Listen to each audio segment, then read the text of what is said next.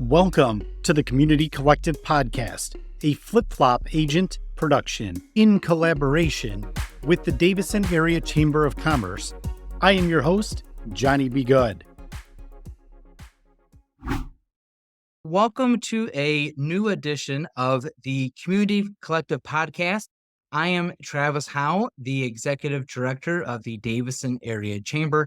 My co-host, Johnny B. Good, the original flip-flop agent, is enjoying a little bit of time with his family on a vacation. So I am jealous of that, but I am really excited to have someone that I've gotten to really know more recently, but I bumped into him around town. But it's a friend that I always enjoy bumping into, Doug Halabicky. Thank you so much for joining me today. Hey, thank you, Travis, for having me on. I'm really excited to be on here today. My first time being on a podcast, so this is exciting. It is. You know what? It is a brand new experience for a lot of people. And I know we've talked that I never thought I would be on a podcast myself.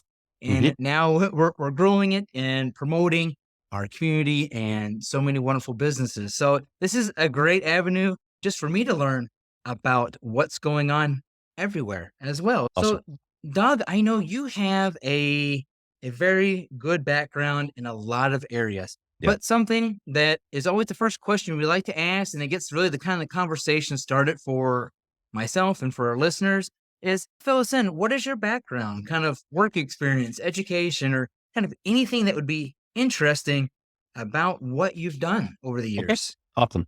So my education, I graduated from Goodrich High School back in '83. Started at University of Michigan Flint for a business of Bachelor of Administration. I graduated from there in '87. And I had started working with UPS in '84 all the way through college. Had a few different jobs over the years, part-time through college, loading the package cars, washing the package cars. And after I graduated in '87, I became a on-car driver, so a UPS driver. Did that for a couple of years, and then I went into management at UPS in 1991. I remember my first day was actually the first day of the Gulf War. I remember it so distinctly. We were working in Saginaw that day with some computers, and it was 1991, January, and I remember listening on the way home from Saginaw that the war had actually started and thinking this is the first war of my life that I remembered anyways. So it was a very distinct memory for me. Yeah. I got my master's degree from University of Michigan Flint in 1997. And I continued to work at UPS in different roles. I was an on-car supervisor. Then I went into the technology field, and I stayed there until 2005. My wife and I adopted 2 kids from Guatemala, and we made the decision that I'd stay home with them for a few years. We have 3 kids, biological kids before that, so we had 5 total. And so in 2005, I left UPS, became a stay-at-home dad, which was a hard transition for me, honestly, because I've always valued what I did for a living as my sole or one of my main aspects of my life. So being a stay-at-home dad and not having a job for the first time in many years was interesting. But I stayed home with those kids for a few years. They went to kindergarten, and I decided I should probably get out of the house and start making some more money. In 2008, I accepted a job at the Genesee Intermediate School District as a staff accountant. I spent 5 years there, and then I became a State Farm agent in 2013. That's my first foray into the insurance world, completely new to me. So I stayed a State Farm agent until October of 2020, and I made the decision to go independent. So I quit State Farm.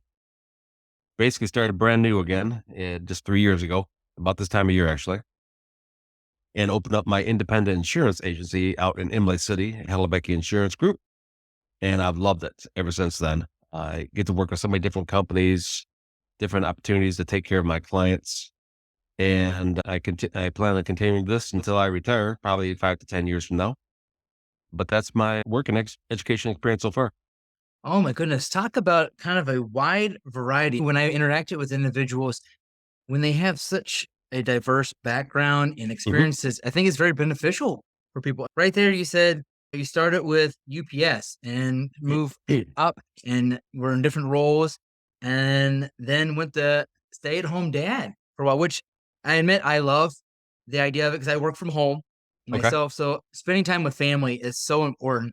Yep. And I know previous work, I missed out on quite a few things just due to traveling for work across the state. And I think that is then you went to the ISD. So then you all of a sudden went into kind of a education area to be part Yeah. of. You said you're an accountant there, and that's talk about a change and then Yeah. into insurance. So now what was it like making that decision? Is like, okay, I have all this background, all this experience in different areas that you are ready to say, I'm going to start my own business and be independent insurance agent. So I've always wanted my own business, but to think about going into insurance was so foreign to me. And the whole reason why I'm an insurance agent is quite a long story. But God called me to this position, Travis, become a State Farm agent. We started with a few different subtle signs from him in the fall of 2012. And I thought, no, thank you. You've picked the wrong guy. I've always had a bad impression of insurance and that I hate to pay it. Yeah, I know I have to, but I always felt like a waste of money to me. And so he started tapping me on the forehead and I said, no, thanks. I don't want to get into the whole story at this point in time because it's quite long, but it has blown my socks off with what he has done with my life since then. But just to give you a hint of what started off this whole path to be insurance, my brother Joe and I are close, and he's about 5 years younger than me. And back in 2012, fall 2012, we were talking about he was working for Bosch at the time. He's an engineer, and he was going to get me into a financial position there at Bosch based on my background in accounting and doing that kind of work. So I called him one day and said, how's that going? What are the openings at Bosch? And can you get me in? He goes, I'm really thinking about making a change myself. I don't want to do engineering anymore. And I'm looking at becoming a State Farm agent. And I thought, what? Because he has no experience in sales. I said, good luck with that. And I started looking at different things to do. And he said, it looks really good. It's very lucrative. It looks like a great opportunity. You may want to consider it. And I thought, no, thanks. As I said, I had no interest in doing insurance. So that evening, Holly and I went to Grand Blanc, Trillium, the movie theater. And we're standing in line, and it was back when there were lines at the movie theaters. It seems like nobody goes to movies anymore. But there was probably 10 people in front of us. We're standing there waiting for our tickets. The lady in front of me turns around and, oh, Doug and Holly, how you guys doing? And I really couldn't picture who she was. And I'm not going to use her name, but she said, I'm so-and-so, I'm your State Farm agent. And I recognized her. And unprompted, she went on to a 2 or 3 minutes how great it is to be a State Farm agent. And I'm standing there thinking, my brother just told me he's going to be doing this. I should look at it. And then hours later, my State Farm agent, I run into her and I hardly ever see her because I couldn't recognize her. But she's went into a discourse as to how much she enjoyed being a State Farm agent. So I already told my wife what my brother was doing, and she was looking at me side eye, and I'm giving her the side eye. And that just started a series of different things that God put in my place. He closed some doors, where I thought I was going very abruptly at the ISD, and continued me on the path of where he wanted me to go. So it's different instance after that for the next 8 months. So I finally said, okay, I'll do this. I don't want to, but I'll do this. I'll trust you in this. And it's been a huge blessing in my life. The people I've gotten to meet since then and interact with out here in the Imlay City area, Lapeer area, and then Davison as well has been amazing. So I have no regrets, just very grateful that he put me on this path. So that's why I am now a independent insurance agent. He Yeah. just put me on this path. I will say it's talk about a great story right there and a lot of good signs. I know what that's like.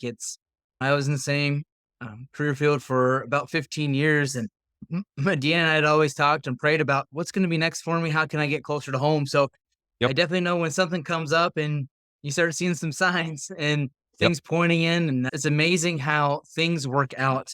And I can imagine that in that role, and I've been very fortunate to meet your team, and you have a great team that is working with you in your office, and talk about a great group. But you guys are there to help people. I know There's times when I don't think about my insurance and not worried about it until something goes on. And I Yes. know I have it, but I don't know what to do next. And I'm able to call my agent and start talking to him and say, hey, what does this mean? Or what do I need to do with this? And this is what you guys are doing every day and And helping them. that's And I'm one sure, thing that I've come to find. My initial impression of insurance was a waste of money and back in 2012. What I had seen in my own family and then in all of my clients, I had the State Farm and then as an independent broker, how I want to make sure that I have the proper coverage for them. So when something terrible happens, they don't have to worry about the financial side of things. I will help as much as I can on the emotional side, especially when somebody passes away. But if I can help on the financial side, make sure that if there's a lawsuit, they're going to have coverage for that. If somebody passes away, they're not going to have to leave their home because of the breadwinner, leave their home. The kids have already lost a parent, but should they also leave their house, their school district, everything else that's familiar to them? And that's how life insurance can help with that. I consider it a very honorable job. I do have some good friends who just think or insurance agents are just scam artists, but he has all of his stuff insured with me. And I'd mention his name so he could hear it, but I won't do that. But I definitely see that insurance to make sure my clients are taken care of properly. So when the worst thing happens, they don't have to worry about the money at least. And that's what I see as my goal. And I love it. It's fantastic. well, I say, and you're developing those relationships where you form a trust with Yes. people. And I think that's what's important, especially with insurance and financial planning is you got to have the people that might be brand new to it, or they're a younger couple, or someone's just starting their job for the first time and have no idea what to go on. But you could also be a more experienced individual and still need some guidance. That's not an area Absolutely. that you know much about. And Yeah. it's not, People yeah, don't understand it. yeah. And that's what I think people need to know is that this is what insurance agents are for. This is Yeah. what your group is there for. And I know your team, you guys are everywhere. Your office might be in NY City, but I've bumped into them here in the Davison area. You're out there talking to people and they're involved in our community too, that's what I love to see is that it's not just about Davison. That's Yep. about our whole surrounding area. Because as I say, there's no secret line that we can't cross to visit other communities. And I think that's the good thing about what you guys are doing is you're bringing people together from other parts and interacting with them and doing that. I know that you guys outside of insurance as well, you and your wife are also invested in businesses here in the Davison area. Yeah. Yeah, fill us in a little bit on that too. I know a lot Yep. of people probably have experienced or been part of it, but let our listeners know what you guys do here in Davison too. Absolutely. My wife owns Academy Daily Dance, and she's been running that dance studio for, I think, about 30 years now. She was a dancer at this studio since she was 2 years old, I believe. Oh my goodness. The Yes. the studio was Sandy Burns' dance studio, and I think she was actually the very first studio in Davison. And Sandy started the studio back in 1978, and some other studios have basically originated from working from her studio. So Sandy Burns started in 1978. Holly was dancing there right away.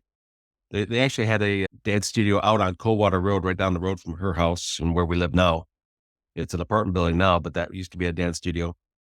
And then they also had the location that we own currently. It's the 324, 320 North Main Street, large building. So Holly's danced there forever. When Sandy decided to retire and she moved out to California, Holly and I bought the book of business from her. And then the building was actually owned by Davison Heating and Cooling. And we bought the building from them in 1999. And we have just a ton of tenants in the building down the main hallway there. Many hairdressers, John's Barbershop, Bear Med Spa. I'm going to forget somebody.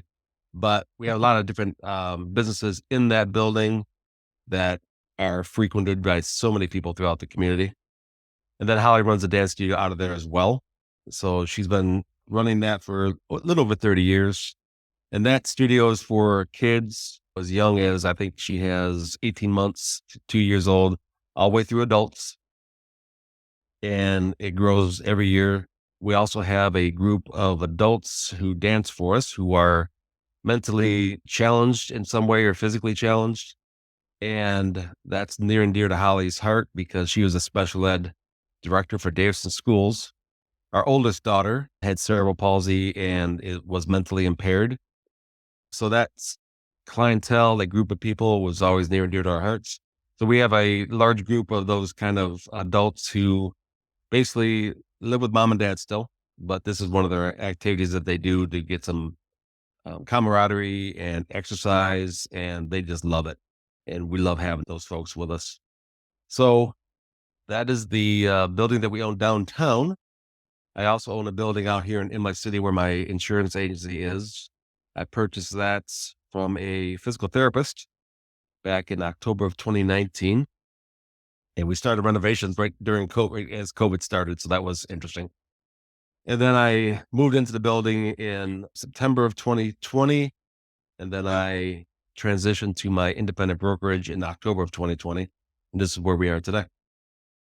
Wow. I think that's great. And I think the one thing that really sticks out to me is that for your building here in Davison too, especially the dance studio, opening up to everybody of all walks of life.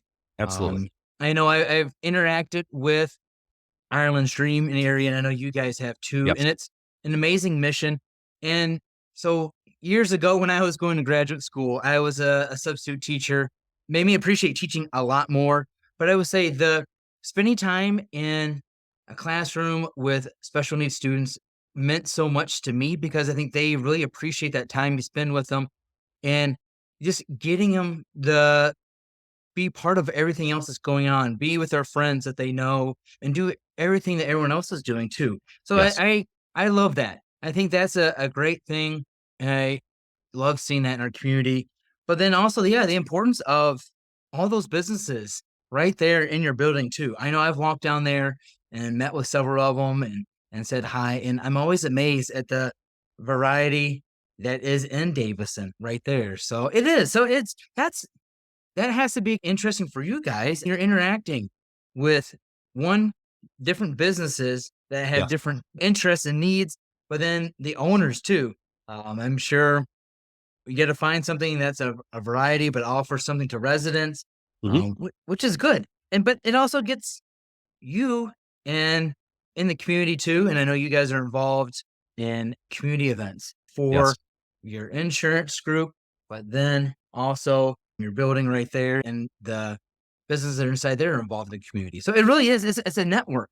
And I think that's important for people to see too is yes, the building has one owner, but it's all connected and involved in our community, which is great. It's really amazing how many different businesses we've had through that building in downtown Davison since we bought the place in 99. I couldn't even tell you how many, especially where Bear Med Spa is. We've had probably 15 different businesses come through that spot. Right. Molly's doing fantastic there and she's going to be there for a long time. But we've had coffee shops, we've had bookstores, we've had clothing stores in there, and Yeah. getting to meet those people and interact with them. We're very pleased with the group of clients that we have in there currently. They are all great to work with. They all work well with each other. That's not always been the case. So these folks are fantastic and we really enjoy working with them. Which is good. And I'm sure as a business owner, there's always going to be challenges and personalities that you're dealing with. And it's Yep. not just like your own insurance group that you're doing. And you have that you're helping out people. You have your team Yes. and this. And so I will say, I admire that. And I will say interacting with each of those owners, the different businesses, I've learned a lot because they do Awesome. offer so many different things. So yeah. So now here's something I always enjoy as well. Do you have an interesting or like funny story that you can share about your time as a business owner that you're like, oh man, I learned so much for that, or that was something really enjoyable that I would love to tell other people about? So a lot of those stories I probably can't comment on because it's typically some client who's just out of control. So I can't really go that direction. But I covered it already is that we have had so many different times where we sell life insurance and I've had probably 10 clients pass away. And it's a pleasure in a very bad situation to bring some light to that environment where I can actually deliver a sizable check to a family. And it's usually well after the family's passed away. I've always gone to the funerals for those clients who have passed away, but you get to go to them a week or two later and give them financial resources that they can use to help knit their lives back together.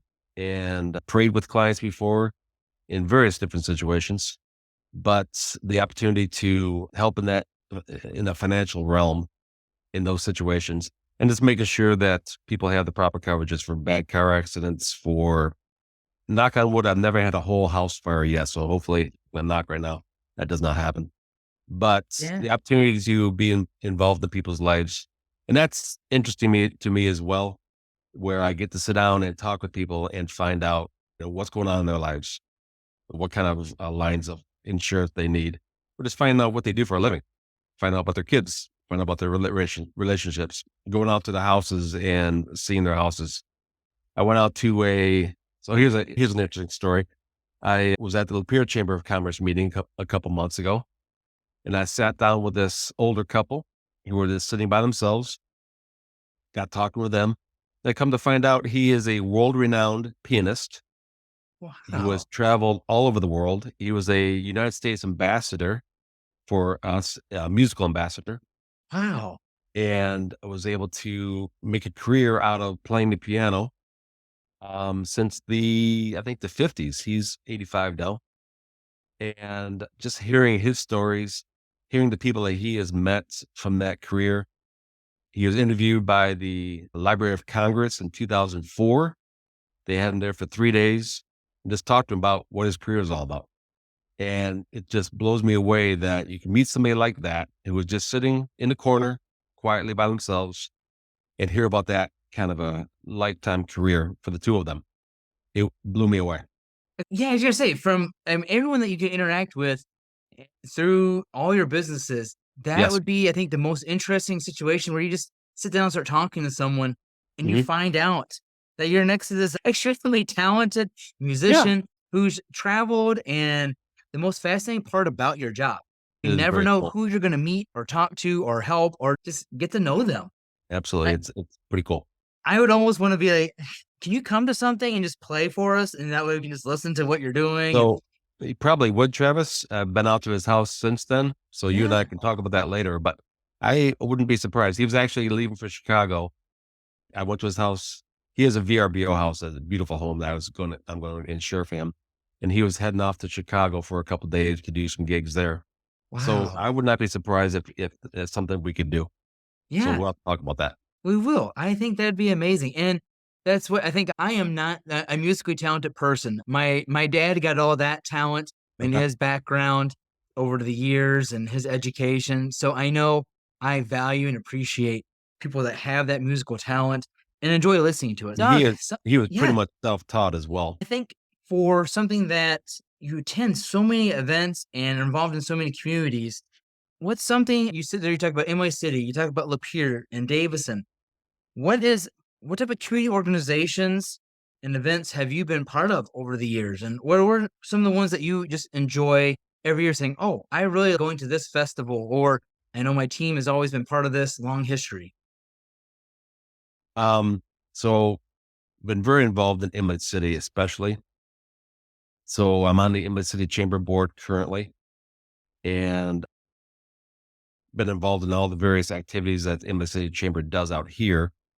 We also have quite a few festivals out here that I'm with my team and I go to. Woods and Water, which is a big one for us. We've been doing that for the last 3 years. Oh, yes. Eastern Michigan State Fairgrounds, we've been involved with that for all my time as an insurance agent. So since 2014, the Inlet City Festival and various networking groups, part of Michigan or the Lapeer Grow group out here as well. We've been involved with Pumpkin Fest. Holly's been doing the Pumpkin Fest and dancing in the cross section there. I think it's Main and Second Street, I believe, where they dance every year. And they've been doing that for over 30 years. Yeah. So heavily involved with the Pumpkin Fest, and then other organizations in Davison. Journey Ministries is my home church, so involved with a lot of different activities there. I was on the board, the JMLT, for 6 years. I termed out about a year ago. Holly and I are both also Kids Hope mentors, which means we go to the elementary school in Richfield Township, Seiple Elementary, and the teachers pick out a student that could use an adult who could be a positive influence in their lives. Maybe they don't have a father or they don't have a mother. So I've been doing that for, I think, 12, 13 years now. I have a little guy out there right now I go and see Friday mornings. And Holly started doing it about a year ago. So she's got a little young lady who she meets with. And honestly, Travis, so it's not always convenient. It's not always a positive experience because these kids have some issues, but it's probably the most important hour of my week, to be honest, to be able to pour into that little guy who doesn't have that in his life for whatever reason. And basically all we do, I help him with homework, but we also play games. We go outside when the weather's decent I like to have him actually run around the track there. We time his time, see if he can get better every time, give him some physical activity, but it's just spending time with him so that they have somebody that they know they care about. And it's interesting. He asks me often if there's somebody else in the school that I spend time with. And I think he wants to know that he's not sharing me with anybody else. And we only have one student at a time. So I tell him, you're the only one I'm hanging out with. And seems to enjoy that. And like your wife, my wife is in education. And I know the value of just spending that time with the students. It's hard as a teacher with so many kids in the classroom. And my kids are in school right now. And I've been just very fortunate. Davison schools, like many other, do a watchdog program where family members are able to go in and spend time in the classroom. So it is, Doug.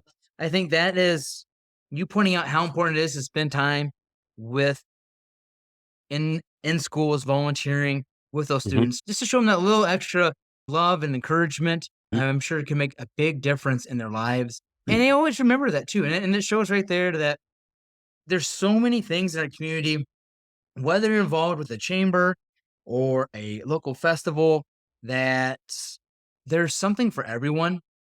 But like you mentioned, I think it's the most important thing is really just spending time with people and Yes. getting to know them. And I think that's a valued thing in any community. I've always enjoyed, I've been able to go to Woods and Water and Eastern Michigan Okay. Fair for several years ago and have always enjoyed it. So that's always a fun thing. And of course, you can't go wrong with Pumpkin Fest in downtown Pumpkin Fest. Davison. We as a family have always enjoyed it, no matter what's going on. And watching the giant pumpkin dropping it smashed is always a great way to end it. For sure.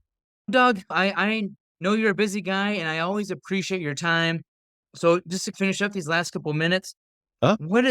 You've named so many things today. If you could pick one thing that you love about the Davison area, what would that one thing be if you could narrow it down? I think just meeting all the people that I've had a chance to through our building there in Davison, all the different tenants that have come through the time. I'm more heavily involved with Davison Grow now. I'm getting more involved with the Davison Chamber of Commerce. I loved your events that you had this week where I got to meet, I think, 5 new people at my table that I was sitting at. So getting to meet people and talk with them and hear about what they're doing, what their business is like. I met a young lady who is a mobile notary, and she does notarizations for people, goes to their house, goes to closings, and she makes a living off of that. I'm a notary as well, and I do it for free out here. It's pretty neat that she has got that niche business that she can make a living off of and make that happen. So meeting people, and I'm actually naturally an introvert. I don't normally like to talk to people, but being in this business, I force myself to go to those kinds of events and meet people. And I am naturally curious about people's lives and what they do for a living and why they started that business and more about their family and what they do after work. And hearing that and just asking questions. People like to talk about themselves, so that's fun to get people talking. And just the opportunity to meet those folks. And the pianist that I met with his wife, just hearing about that, just blew me away. And I thought he was kidding me at first. He actually told me a story since he was a U.S. ambassador in the musical realm. Just another small story here, Travis. Yeah. He was camping out in California. And this is in 2002 or 2003. And so he's telling me this story that I just met him. And he says he was sitting with Karl Rove at the campfire one day. And I'm thinking, Wow. Karl Rove, I know who Karl Rove is. Yes. Seriously, you're camping with this guy? He just happened to show up next to him in the campground. So then he goes, yeah, and Colin Powell stopped by. And I go, okay, wait a minute. Wait a minute. Wait. Yes. You just went into the realm of, I don't buy this story. He starts laughing. It was some sort of a secure campsite that people in the government go to be able to camp, because you can imagine a Karl Rove or a Colin Powell couldn't go up to their local KOA and Right. go camping. You're right. So that's what this place was. And the people that he knew, he knows Henry Kissinger. And he said that spent a week talking to Karl Rove every morning. They sat there at 6:00 in the morning having a coffee. It just blew me away. And they told me more about his career. It's right there. Just meeting people, and no matter whether you're introvert, extrovert, just hearing people's stories and meeting them, I think is an amazing thing. And that's what I Yep. love Yep. about my job is, getting to interact with so many people from different backgrounds. Yes. I think it's something that really defines a lot of communities. It's getting a chance to know them. That's what these community events are for. That's what the chamber meetings are for, grow, Yes. or going to a local festival. Doug, I really appreciate you joining me. Now, here's a little quick question. If Sure. someone had insurance questions or want to reach out to the Halabicky Insurance Group, what's the Yes. best way to reach you guys? So our website is higsolutions.com. Our office number is 810-724-3308. And my private personal cell phone is 810-691-5588. And just give us a call, either my cell or the office when we talk with my team, and we'll take care of you guys and make sure that your insurance coverages are appropriate. And we're also doing now, and I'm focusing a lot of my time on something that's called Your Family Bank. And I'm helping get people out of debt years ahead of time compared to what their mortgage would be or a car loan. It's not debt consolidation. It's using your own money to get yourself out of debt years ahead of time, saving on that interest, and having your own money set aside that you can use for your own personal bank. So that's my focus for the rest of my career, because I'm very excited about it. So Yes. call us at those numbers and check out the website, and we will help you out. Good. Doug, I appreciate your time and just getting to know you a little bit more. So thanks for joining the Community Collective podcast today. Absolutely my pleasure. Thanks so much, Travis. It's always so amazing to see the way in which our guests' lives have evolved over the years, from package delivery to working in our school system and now as an insurance expert. I really enjoyed hearing Doug's story and appreciate him taking the time to join us on the Community Collective podcast. We use this platform to keep you informed of the things happening in and around our community. We would love to interact with you and answer any questions you might have. Our email is in the show notes, and we'd love to hear your questions, concerns, and to let us know who you want to hear from on the pod. Thanks for listening, and be sure to like, share, and subscribe. And as always, support locally owned and operated businesses every chance you get. Until next week, I am the flip-flop agent, Johnny B. Good. Thank you for listening to this week's episode of the Community Collective podcast. We'll see you soon.